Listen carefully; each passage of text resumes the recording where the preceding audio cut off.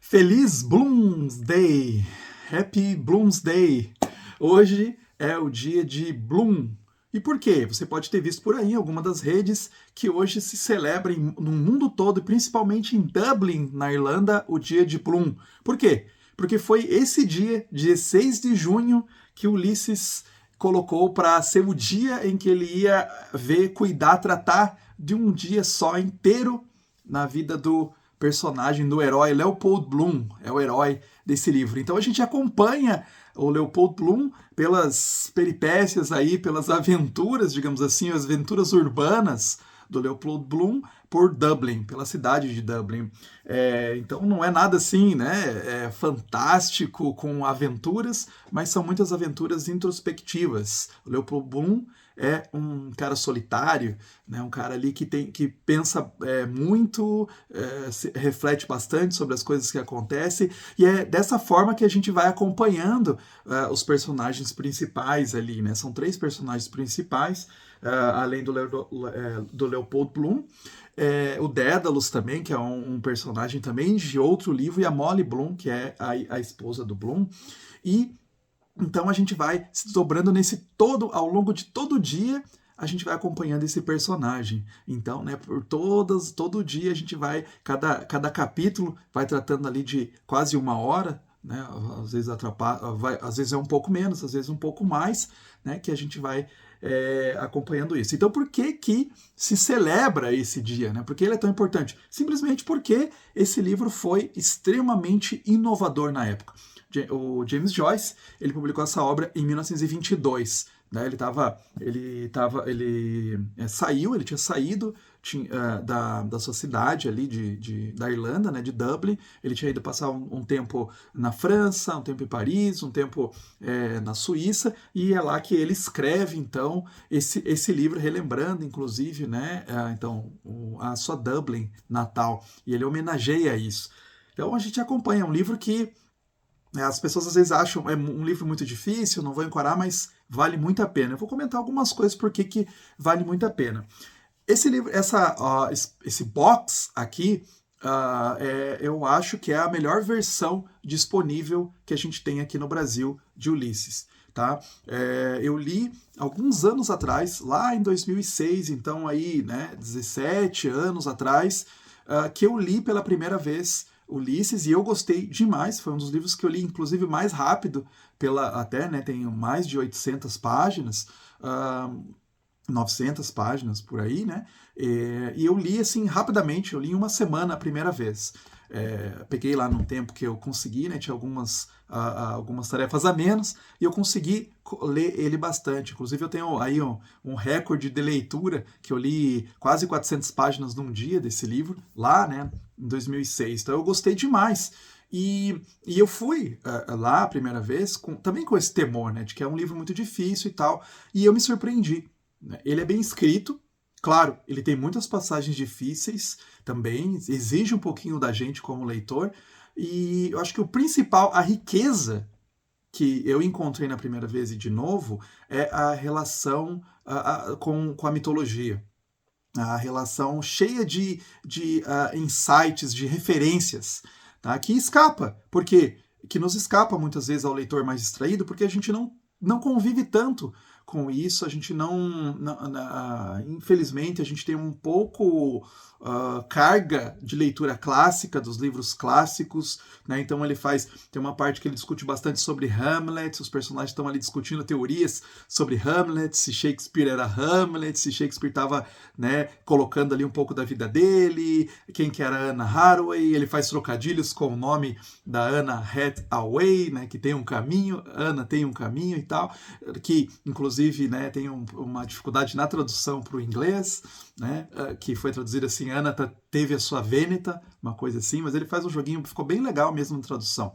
Inclusive, isso é uma das coisas assim que é fundamental você ter uma boa tradução para um livro como esse, que é cheio de referências, cheio de apontamentos ali para mitologia, jogadas de palavra, o uso, né, de palavras, formação de novas palavras. Se você não tiver uma boa tradução, você perde muito isso. E essa tradução, eu eu tive assim a sorte na primeira vez de pegar essa mesma tradução, só que de uma outra editora, e eu fui, de novo eu queria ler, né, e eu pesquisando, eu vi que essa é uma das melhores traduções, inclusive que tem um apoio muito legal para o leitor. É a tradução da Bernardina da Silveira Pinheiro. Tá? Por que eu estou falando isso? Não basta só ter uma boa tradução, esse livro. Ele precisa também nos ajudar digamos, a caminhar ali junto com James Joyce, no que ele está introduzindo, e é isso que a Bernardina faz. Ela é como se fosse uma guia para a gente, que está caminhando com a gente e está indicando. Olha isso aqui, não perca isso aqui significa isso. Né? Algumas pessoas podem achar esse tipo de ajuda chata, então você pode ler sem essa ajuda, até porque as notas elas estão no final do livro. Então você não tem nenhuma indicação que tem uma nota, nenhum númerozinho ali, nenhuma nota de rodapé. Não, as notas estão no final. Então se você quer aprofundar, você lê uma página ou lê 2 páginas ali e você parou num ponto ali, deixa eu olhar aqui as referências, né? Aí você vai lá para o fundo e olha as referências lá, aí, as citações, que são bastantes. Tá? Então, por isso exige um pouco da atenção nossa, conforme a gente for ler, até para não se perder na história, né? De você vai lá nas notas e daí volta. A primeira vez que eu li, eu não tive problemas com isso, e agora eu terminei de novo de ler, também não tive problemas com isso, e inclusive enriqueceu bastante a leitura, sabe? Ler assim. Então, o que eu fiz? Eu coloco o marca-página aonde eu tô lendo, e eu coloco um marca-página lá nas notas no final. Então eu estou lendo ali a parte e aí eu vou ler lá nas notas. Inclusive, uma coisa que eu falo, tem uma bela introdução da Bernardina, que nos situa, que nos coloca em toda a riqueza, né, da sabedoria aqui, da genialidade do James Joyce. Né? E lá no final, nas notas, cada capítulo tem uma introdução falando o que o James Joyce está se referindo? Porque o James Joyce não é à toa que se chama Ulisses, tá? Então, inclusive, né, olha, uma capa dura, né? Muito, muito bonita. Eu fiquei fascinado com essa edição, fascinado mesmo. Uma edição muito bonita. Então, se chama Ulisses, o James Joyce faz sempre uma referência à obra Ulisses, tá? Então, também, se você já tiver lido, ou se você depois vai te dar vontade de ler, algumas coisas a gente já ouviu falar, a história, né, do Ulisses, Ítaca, os deuses e tal, você já ouviu em algum lugar, você já ouviu um pouquinho, você tem essas indicações. Né? Mas ele está se referindo, a cada capítulo, ele está se referindo a uma parte da história de Ulisses. Tá? Então a Bernardina ela nos ajuda nisso, porque no início tem a introdução, lá no final, né, nas notas, tem a introdução, James Joyce está se referindo a isso. Na história de Ulisses acontece isso. Como que o James Joyce transportou, às vezes, para as coisas banais, o que está acontecendo lá, né? O que aconteceu lá na história do Ulisses. Né? Então, você tem assim, por exemplo, né? Uma das partes que eu mais gostei, por exemplo, que quando você tem essa informação contextual, enriquece bastante.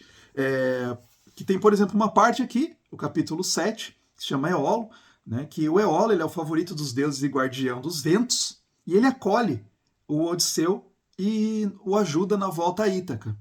Tá? Então o Eolo, que é o nome do capítulo, né, já te dá uma dica para onde você tem que procurar a informação, né? O James Joyce te dá essa dica. O Eolo, o deus dos ventos, acolhe Ulisses. E aí, um certo momento lá, os companheiros do Ulisses abrem a sacola que ele tinha ganho aí do Eolo e, né, tem aí os ventos tempestuosos são libertados, né? E aí o Eolo, né, afasta ele rudemente por ele ter feito isso, né? Afasta o Odisseu e tal. E aí, nessa parte, o Ulisses ele está chegando num jornal, né, para vender Ulisses, desculpa, o Bloom, né? Que ele chega então para na verdade é o Odisseu, tá? Eu fico confundindo que o nome é Ulisses, né? Mas tá se falando aqui do Odisseu, né? O Odisseu que tem a aventura ali do Odisseu. O Bloom, então, que é esse moderno Odisseu, ele chega ali, então, no jornal para pedir ajuda ali para publicar um anúncio, né? E aí tem umas cenas assim que vem, né, os jornalistas ali descendo com vento, e ele vai descrevendo dessa forma, assim, né, descendo com vento e tal, acompanhando, né, o redator ali, vem descendo, e daí eles não querem, ele não quer atender, o redator não quer atender na segunda vez que ele volta lá e tal. Então, assim, faz uma referência ao que está acontecendo lá, uma coisa, assim, mitológica que acontece lá com o Odisseu, né? E o Bloom também sofre assim no cotidiano dele aqui, né? Numa das partes que ele vai passando aqui na questão do jornal, quando ele visita o jornal. Então acontece isso muitas vezes, né? Então você tem que ficar bem assim atento dessas referências, vale muito a pena. Eu acho bem legal, isso enriquece, né? Porque caramba, né? Uma coisa tão banal às vezes que está acontecendo ali, e ele está relacionando diretamente com o Odisseu, né? Lá em Ulisses. E uma coisa que é muito legal também no começo do livro, que tem toda essa ajuda pra gente, né, da Bernardina, tem um esquema dos episódios, tá? Que é muito legal acompanhar esses esquemas. Então, assim, nesse esquema, você tem o episódio, a cena, então, aonde está acontecendo, e a hora. Então você vai lá, começa às 8 horas da manhã e vai indo, né? Vai passando, tem um capítulo que volta, né? Que tá lá, por exemplo, vai indo para 10, 11, daí tem um capítulo que volta para 8 horas, mas daí vai continuando, né? A hora do almoço, né? Que tem uma descrição muito legal também, que ele vai entrando, vai sentindo o cheiro, vai dando, né? No restaurante ele vai ficando nauseado, né? E tem referência lá também, né? Com a mitologia, né? Os dois capítulos que eu gostei mais aqui, que é o que eu sempre me remeto, sempre lembrava deles, mesmo lá depois de 16 anos, né, que eu li, o jornal, né, esse que eu referi, e a biblioteca. O jornal, inclusive, o Joyce, ele acompanha, ele é muito genial, então ele acompanha um pouco, ele usa uma técnica diferente de escrita, dependendo do capítulo, tá? Então, nesse do jornal, por exemplo, tem os headlines, tem as manchetes, né? Tem ali a manchete, daí tem um parágrafo, 2, 3 parágrafos, né? Complementa o que está acontecendo ali nessa linguagem. Inclusive tem uma velocidade, tem o barulho das máquinas, né? Ele vai colocando essa sonoridade. Então, é muito rico isso. Depois, o outro capítulo que eu gostei muito é o da biblioteca, né? Que eles têm uma discussão na biblioteca sobre literatura. Exatamente sobre o Hamlet, Shakespeare e tal, tem toda uma discussão que é muito legal também, né? Tem toda essa coisa de colocar as teorias, a própria teoria do James Joyce com relação, né, ao Shakespeare. Então, assim, o livro, você vai lendo e vai tendo muitas referências, né? A mitologia, a literatura, ele faz homenagem, né, à literatura como Shakespeare, entre outros, ele vai sempre fazendo isso. E a técnica sempre usada em todo o livro é do fluxo da consciência. Se não me engano, foi ele, inclusive, que inventou. A Virginia Woolf vai usar também isso depois, logo depois, né, que ela vai escrever o Miss Dalloway, que eu gravei um vídeo aqui para o canal também, que também se passa num dia inteiro, né, lá em Londres, aqui no caso Dublin, é o fluxo de consciência. Então você vai meio que vendo como que os personagens estão pensando, como que o Leopold Bloom está pensando, o que ele está pensando. Então, como que a gente pensa, né? Não é, né, uma cheia de aleatoriedade, a gente interrompe o pensamento, né? Então, em algumas partes, ele faz isso, né? E você não é chato, essas partes são bem legais, né? Quando ele faz isso, né? Então, a gente está pelos olhos do personagem, né? Como que ele está pensando, como é que ele está sentindo, né? Quando ele olha para uma arquitetura, que ele olha para as outras pessoas, quando ele está caminhando por Dublin, né? Então isso é muito legal. Eu achei fascinante já da primeira vez que eu li, né? Eu gostei muito desse estilo, dessa ideia, né? Do fluxo de consciência. E a gente tem um mapinha também no começo, no mapa de Dublin, e por onde também ele vai passando, né? Quando os personagens vão passando. Então vai marcando, né, onde eles vão passando, no cemitério, na biblioteca, no jornal, tudo a gente pode também ir acompanhando aqui com o mapa. Então, assim, é uma obra sensacional. Eu até queria reler de novo, né, chegando aqui o dia 16 de junho, eu queria reler essa obra, né? Então, para ver se ela permanecia como uma das melhores obras que eu já tinha lido, porque eu considerava. E às vezes quando você lê há muito tempo, né, uma obra e fica na sua cabeça, aquela obra me marcou naquele tempo. Às vezes é porque você leu num momento específico da sua vida, né? Você leu lá, e a mesma coisa acontece às vezes o inverso também. Você leu numa época que você não estava preparado e você acha ruim. Nossa, que livro ruim. Fiquei com uma sensação ruim. Todo mundo fala bem, mas eu odeio, não gostei, né? E eu li lá, né, 16 anos atrás, e gostei demais, estava como um dos livros favoritos. E eu um dia pensei, eu vou querer reler, né, para ver se ainda permanece. Eu não estava meio empolgado naquela época lá e até hoje continua sendo bom. E aí não, realmente se mantém como um dos grandes livros que eu li na minha vida. E o que foi mais legal é porque eu acumulei leituras ao longo desse tempo, desses anos todos, né? Acompanhei leituras, eu li outras coisas, né? Aprendi até outras línguas, né? Então, ou tive contato um pouco mais com outras línguas, né? Não dominei outras línguas, mas aprendi outras línguas que, quando eu vou lendo, porque ele faz, por exemplo, ele faz às vezes referências ao inglês, ele faz referências ao francês, faz referências ao latim, né? Não aprendi o latim, mas algumas coisas você consegue pegar. E qualquer coisa tem as notas depois também, né, para te ajudar.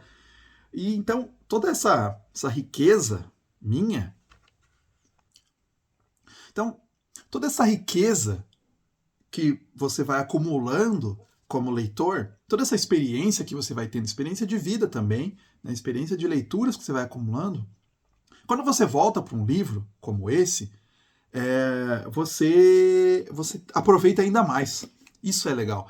Então eu li lá, né, tantos anos atrás, hoje em dia, eu cheguei a ler e eu fiquei ainda mais maravilhado, né, com a obra. Eu peguei mais coisas, consegui compreender mais coisas, com certeza, né, meu nível de leitura, de capacidade de ler, de aprender as informações, de apreciar o texto melhorou, né, porque a gente, claro, com certeza, quanto mais a gente lê, melhor a gente lê.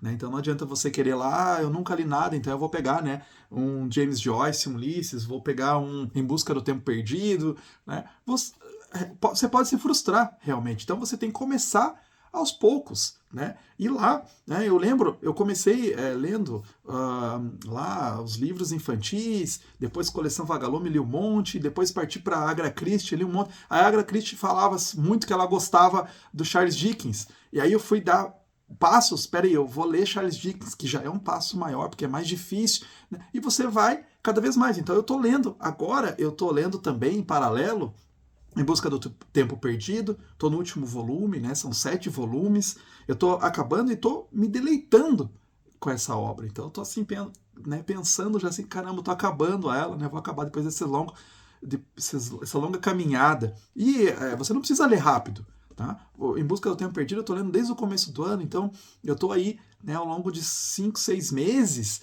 né, degustando realmente essa obra. Né? Então, você não precisa ler rápido, e você lê no tempo que você tem, você coloca ali, né, eu quero ler nessa parte. Esses livros, para mim, eles são os livros que não são do tema que eu trabalho.